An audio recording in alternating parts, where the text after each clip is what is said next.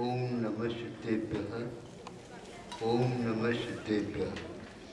अहिंसा परमो धर्म की। आचार्य गुरुवर श्री कुंद भगवान की। आचार्य गुरुवर श्री ज्ञान सागर मुनि महाराज की। आचार्य परमेश की भगवान गुरुदेव श्री विद्यासागर महाराज की। पूज्य आचार्य संघ की। कल ये उदाहरण दिया था, नीचे से जल बाष्प बन करके ऊपर चला जाता है। पूरा का पूरा परिवर्तन उसका जलीय तत्व से बाष्प के रूप में परिणत हो जाता है। फिर इसके उपरांत पुनः बादल का रूप धारण कर लेता है। यह सही है कि नीचे जितने जल है उससे कई गुना जल आसमान में रहता है, और वो पूरा यदि जल नीचे आ जाए तो प्रलय होना देर ही नहीं लगेगा, लेकिन वो होता नहीं। आप लोगों का धन जिस प्रकार बहुत कमाया हुआ खर्च धीरे धीरे होता है, उसी प्रकार उदाहरण तो समझ में आना चाहिए ना। नहीं समझिए, एक साथ खर्च करोगे नहीं होता, हो भी नहीं सकता, आनंद भी नहीं आएगा उसमें। अब ऊपर जाकर के वो पुनः बादल के रूप में हो जाता है, और बादल के घटाएं आसमान में विहार करती रहती है, किंतु कुछ ऐसा वातावरण मिल जाता उसको तो वह पुनः पिघल करके बूंद के रूप में परिणत हो जाता है। अब देखना यह है, इस जल की यात्रा इस प्रकार होते हुए पुनः बूंद की आ गई, लेकिन बूंद अनिश्चित है, वो हमें बताना आवश्यक। बूंद कैसे अनिश्चित है?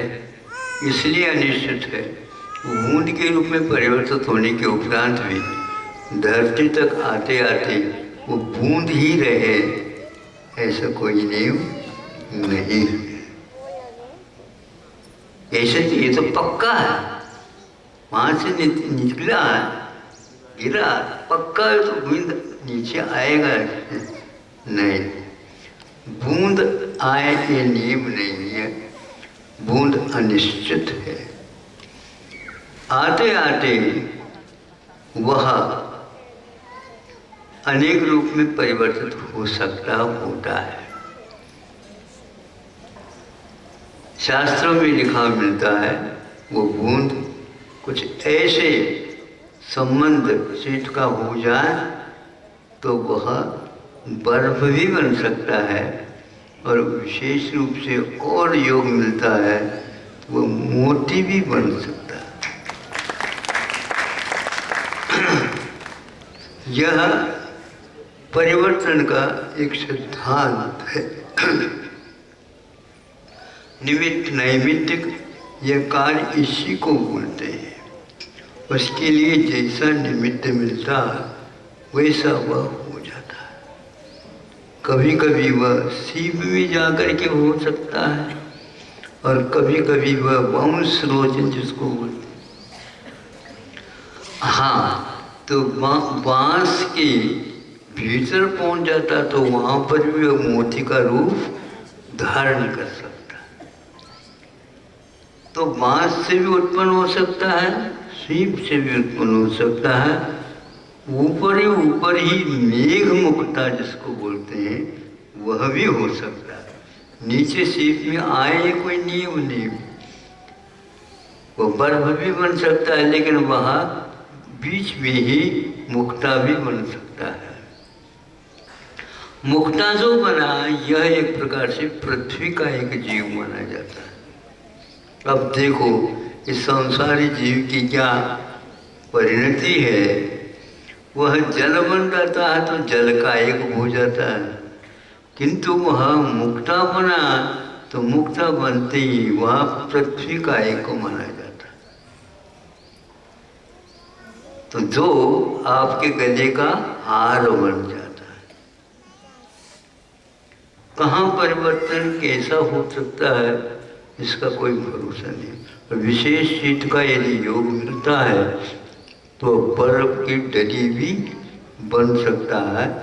वृष्टि अब जल की न होकर के ओला वृष्टि होती है, जल की होती है तो धान के लिए वह अमृत का काम कर जाती है, और ओला वृष्टि हो जाए तो सब चौपट। आप छाती पर हाथ रख करके मैं ऐसा करूँगा, मैं ऐसा करूँगा, मैं ऐसा करूँगा, लेकिन मैं ऐसा मरूँगा ये नहीं सोचता। हाँ, ये क्या है? ये घमंड कहाँ से आ गया? इसलिए वस्तु की जानकार जो होता है वह व्यक्ति न ही अहंकार करता है और न ही दीनहीन होता है। अपना कर्तव्य भर वह हमेशा हमेशा करता रहता है। कर्तव्य अपने आप में एक बहुत महत्वपूर्ण शब्द है। करूं कर्तव्य के अनुसार, मैं करके रहूंगा, यह एक प्रकार से अभिमान। कोई भी ऐसा नहीं कर सकता। संभावना जिसको बोलते हैं, संभावना का क्या अर्थ होता है? होनहार जिसको बोलते हैं, होने की योग्यता जिसमें रहती है, तो वह संभावना भावना के रूप में हो तो ठीक है, लेकिन वह अहंकार के रूप में आ जाता है तो कभी भी संभव नहीं। होता होता भी वह बिगड़ जाएगा, होता होता हुआ भी वह बिगड़ जाएगा। अरे भैया हमारे तो लकीर तो बहुत अच्छी थी लेकिन आपने मिटा दी। ऐसा नहीं, लकीर होते हुए भी आप जैसे पुरुषार्थ करेंगे, कर्तव्य की धारा अपने आप में बताती है कि आपकी कर्तव्य की धारा संभावनाओं को और लंबी बना देता है। मतलब अहंकार की जो भावना है, धारणा है, वह वहीं के वहीं ठिठुर करके रह जाता है। ऐसा वस्तु का एक प्रकार से स्वभाव है। परिणाम वो प्रकृति के अनुसार होते हुए भी निमित्त के अनुसार भी होता है। योग्यता तो अपने पास होना चाहिए, लेकिन निमित्त इस प्रकार से मिल जाता है तो वह हमारे अनुमान, हमारे धारणाएं, हमारी भावनाएं आदि आदि सारे को लांघ करके दूसरा रूप लेकर के आ जाता है। इसके साथ साथ वर्तमान में यदि परिणाम हमारा और कुछ हो जाता है तो वह और के रूप में भी परिवर्तन हो सकता है और होता है। जैसे आप करो वैसा ही नहीं होता है, लेकिन योग्यता के अनुसार उसके परिणाम हमारे सामने आ जाते हैं।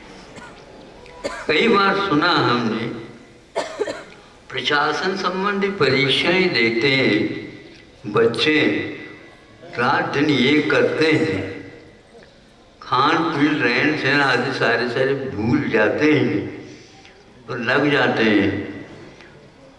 एक बार नहीं निकला, दो बार नहीं निकला, तीन बार नहीं निकला, सारे पुरुषार्थ फेल होते जा रहे हैं, असफल हो जाता है, होता होता और एक बार भैया देखेंगे, चलो हमें सिखा अपना कर्तव्य करो, करता फिर इसके उपरांत क्यों प्रशासन दे दिया नहीं? हाँ दे दिया। होना नहीं होना तो नहीं तो अब अक्ल आ गई। अब तो एक अंतिम है, ये दीदा दो, दे दिया। और संभावना लगती है उसको अब के बाद अब निकल सकता है, ऐसा लग रहा है भीतर से, हो जाए तो हो जाए ऐसा था। अब जब वह परिणाम सामने आया, अरे ये तो नीचे की ओर मैं देख रहा था, नीचे से ऊपर तक आ गया, कहीं कहीं अपना क्रम आया ही नहीं। नसीब है। तो ऊपर थोड़ा सा देखा और देखा, चश्मा उतार करके देखा नहीं समझे, चश्मा लगाया नहीं, चश्मा उतार करके देखा, कभी कभी चश्मा से धुंधला होता, तो देखा अरे हमारा तो नंबर प्रथम नंबर है।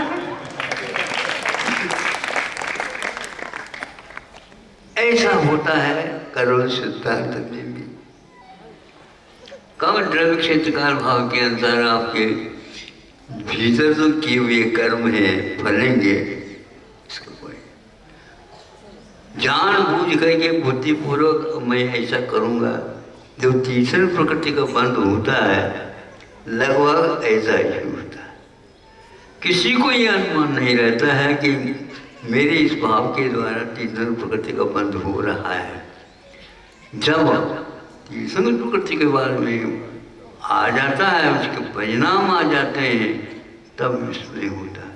क्या आपने प्रथम श्रेणी में आने के योग्य अध्ययन किया था? भैया 400-500 अटेम्प्ट किए अब के बाद तो मैंने जैसा होगा देखा जाएगा। तो ये होता है, इसलिए कर्तव्य मान करके आप कर्तव्य के क्षेत्र में कार्य करते जाओ तो वहाँ पूरा का पूरा पलट जाता है। यह वस्तु का स्वभाव है। द्रव्य क्षेत्र काल भाव क्या था? अहम भाव प्रत्येक क्षेत्र में हमारे लिए घातक सिद्ध होता है। जो घातक सिद्ध होता है उससे पहले बच जाना चाहिए, क्योंकि हमारे सारे पुरुषार्थ के ऊपर वो पानी फेर लेता है। यह हमारे लिए अभिशाप है। यह हमारे लिए वरदान हम चाहते हैं तो वरदान कैसा होगा? वरदान के योग्य भी भाव चाहिए, वरदान के योग्य भी कर्तव्य चाहिए, वरदान के योग्य भी अपनी एक प्रकार से अनुभव के साथ साथ उम्र चाहिए। उम्र का मतलब आपको ये है, कितनी भी करो आप, किंतु 8 वर्ष अंतर पूर्व में तीसरी प्रकृति का बंध नहीं होगा, कितने भी हो। ऐसा क्यों? तो उसके लिए परिपक्वता के लिए काल भी अपेक्षित होता है, और काल को हम किसी भी प्रकार से फोटोग्राफी के द्वारा पकड़ नहीं सकते। बाकी सब फोटोग्राफी हो सकती है लेकिन काल की नहीं होती।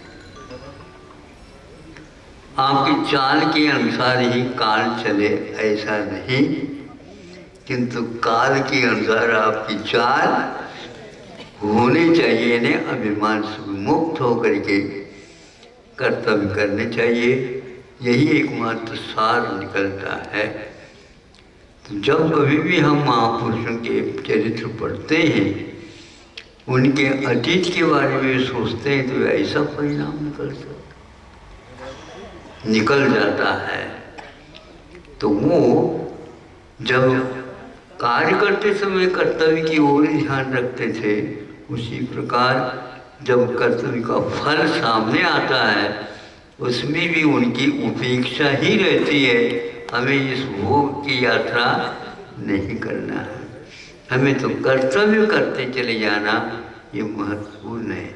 जो जैनाचार्यों ने ये कहा, जो पूर्वजों ने, महापुरुषों ने हमारे लिए संकेत दिए हैं, उन संकेत के अनुसार हमारे चाल बनेगी तो अवश्य उसके साथ काल भी आपके साथ हो जाएगा। पुलिस की भांति आप अच्छे कार्य करते हैं तो आपकी रक्षा भी पुलिस करती है। और सुनो, यदि मान लो गलत कार्य करते हैं तो हथकड़ियाँ, वही हथकड़ियाँ वही आपकी सुरक्षा। ये कैसी है? जैसे आपकी चाल है, जैसे आपका कार्य है, उसी के अनुसार। तो जेल में ले जाएंगे, लेकिन आप मान लो सत्याग्रह के साथ या अच्छे कार्य के अनुसार और कुछ हो गया तो वहाँ पर भी व्यवस्थित कार्यक्रम होता है।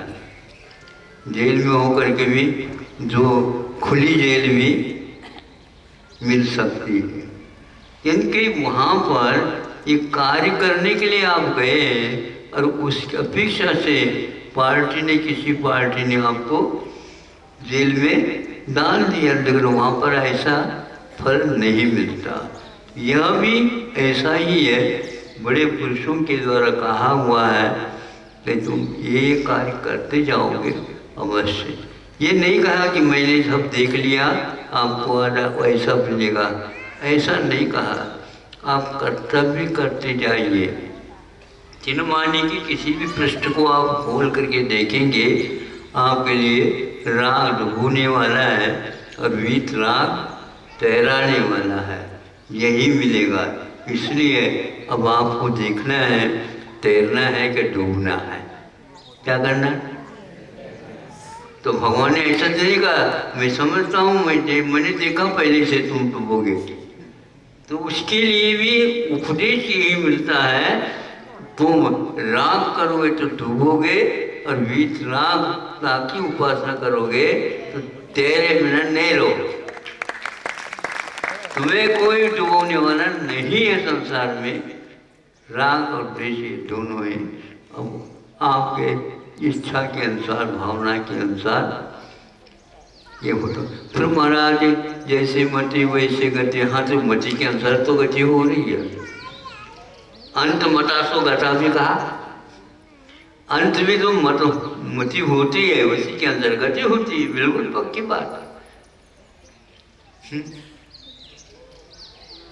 आंख चलते चलते चलते आंख बंद करके देख लो अंदर कैसे चलता है, धड़ाम से गिर जाएगा या रास्ता चूक जाएगा। इसलिए आंखें खोल दीजिए और भक्ति कर लीजिए, किंतु आंखें बंद कर दीजिए तो उस प्रतिमा का ध्यान कर दीजिए। पहले ध्यान की बात आ गई, अब ध्यान की बात आ गई। ध्यान के समय पर आंखें खोलने की कोई आवश्यकता। कई बार हमने भजन सुने, आप लोगों ने सुना था, आंखें बंद रखूं या खोलूं। हाँ, तो ये है, या खोलूं अथवा बंद करूं। तो बंद करते हैं उस समय ध्यान लगता है, खोलते हैं तो भक्ति होती है। दोनों बातें, कौन सा चाहो आप बताओ। हाँ, दोनों आवश्यक। ये हम महाराज ऐसा कर सकते हैं, ये खोलूं और ये बंद करूं।